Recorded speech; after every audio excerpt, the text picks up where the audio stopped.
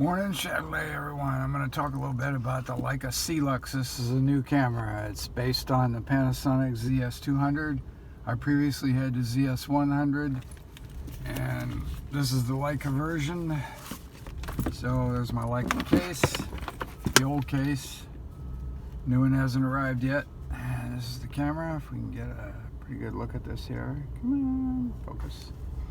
And it's bulky for a compact camera. Pretty heavy. Feels like a pound almost, but it's probably only about 15 ounces.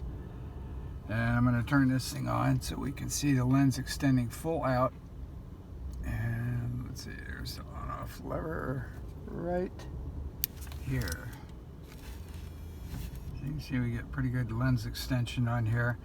It's a 24 to 360 equivalent. The previous Panasonic ZS 100 was a 25 to 250, so we're going from 250 to 360. And I tested something I don't normally test on these cameras, since the long end of the zoom is good enough for the purpose that it's intended for, capture something far away with adequate detail. But I did test this time to see how the quality was at the long end compared to the short end, and it's definitely considerably softer. Although the test shots I did, when I sharpened them up, the soft ones and everything else, it didn't look bad at all compared to the ones taken at a shorter distance. So in other words, shoot the thing at 30 feet and then at 2 feet with the the different lens extensions, and the perspective changes, but once you practice that a little bit, it comes out right. So I've got some test shots on here today. There's one from objects that are about 3 miles away, and shooting over the water gets a little bit of water distortion, but let's see if we can get a better shot of this big aquarium here. So there's the noise. That noise might be at ISO 200, no, 125. So you're going to see noise, even though it's a 1-inch sensor. You're going to see noise in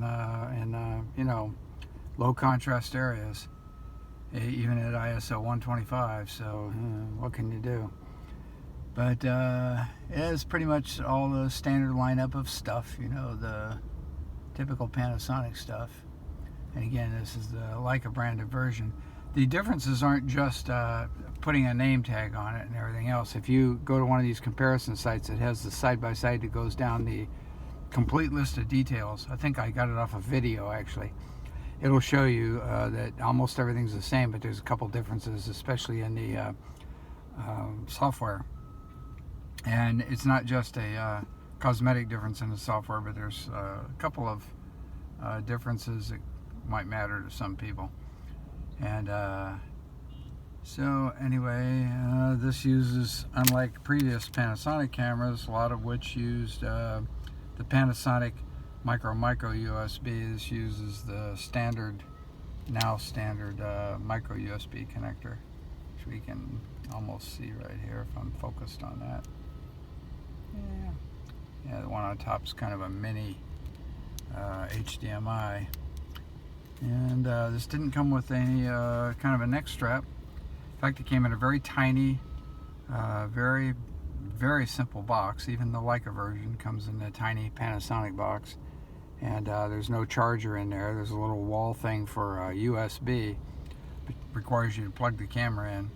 There is a charger sold separately. So at $800 for the Panasonic and $1,050 for the Leica, well, I won't say how much of a bargain or not the Leica is, but the Panasonic at $800, not a good deal. I didn't like the ZS100 that much. Although, looking back on the photos I got with it, they're not bad.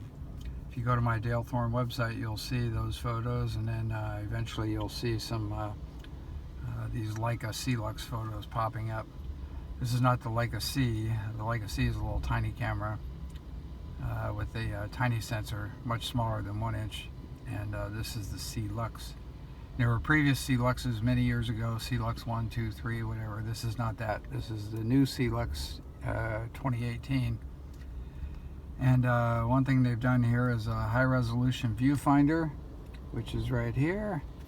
And very high resolution. I think it's over 2 million dots or whatever they call it. And I don't use it at all, but because I like the screen on the back. And the screen is enabled for touch also. There's no articulating on the screen. You can't move it, but it is a touch screen, so you can touch, focus, and do all that kind of stuff. But anyway, there's a very good viewfinder on there for people who like a viewfinder. And let's see what else we have here. The movies, the video on here does 4K, which is, I guess, good. And here we have the, focus on that. There's the card. The battery in there. Yeah, let's see, since this is turned off, I can check the battery. Nice big hefty battery here. I don't know how long the battery lasts for shooting, but long enough. I'd say strongly advise carrying extra batteries, at least one extra if you're just out for half a day, 2 extra if you're out for the full day. You know, depending on whether you use I think the high resolution viewfinder actually uses quite a bit of juice. So, you know, even if you're using a viewfinder, you could use quite a bit of battery power doing that.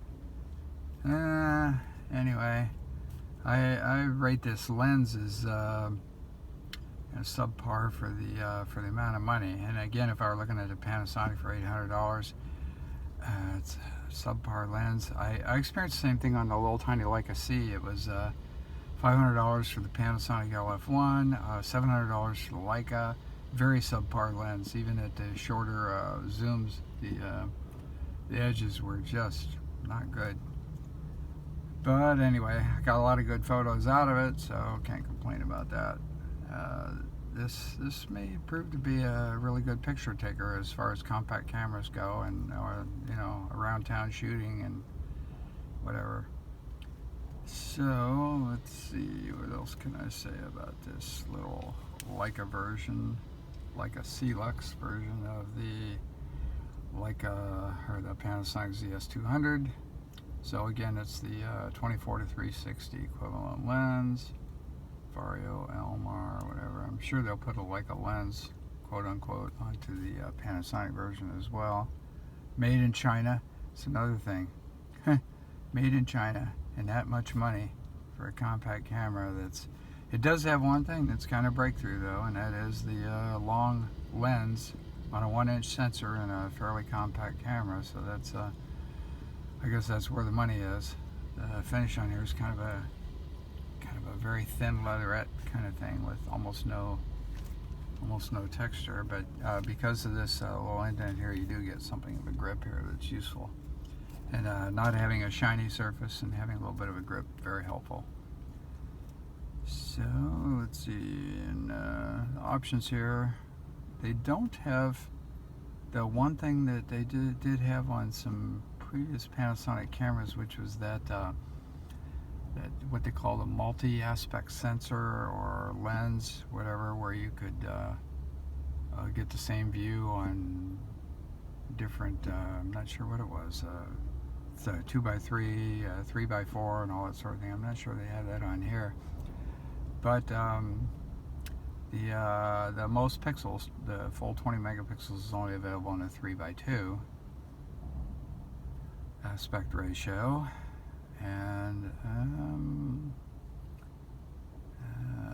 now I should mention real quickly that the 1-inch sensor is about a little shy of 120 square millimeters. APS-C typically is around 3 times that, about 360. Full frame is about 860.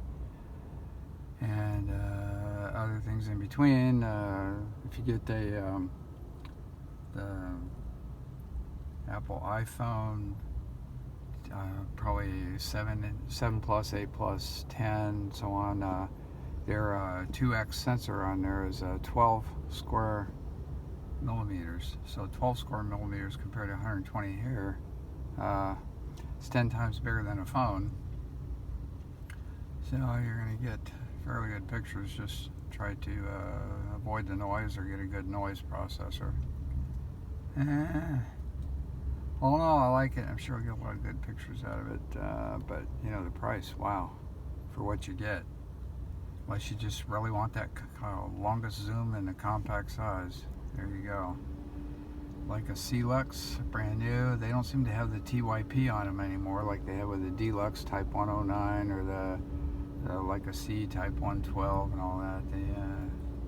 They do have a type written on here somewhere where it says, see where it says down here on the bottom, type number 1546. What that means exactly, I don't know, because on the those other Leicas it's TYP. There's a lot of mysteries here. So there we go, first look at C-Lux. Thank you very much.